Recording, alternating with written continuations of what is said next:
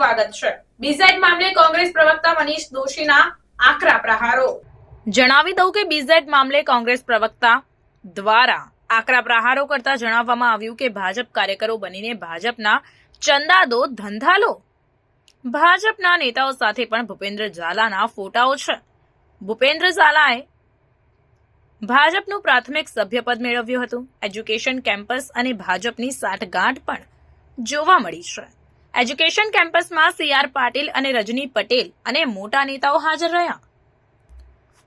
BZ દ્વારા આ education કેમ્પસની ખરીદી કરવામાં આવી હતી। ભાજપનો ખેસ પહેર્યા બાદ ભ્રષ્ટાચાર અને લૂંટનું લાયસન્સ મળી જાય છે।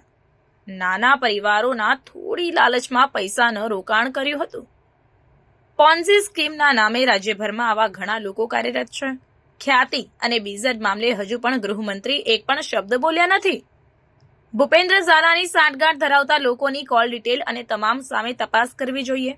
એમએલએ ધવલસિંહ ઝાલાએ પણ ભૂપેન્દ્ર ઝાલાના વખાણ કર્યા હતા।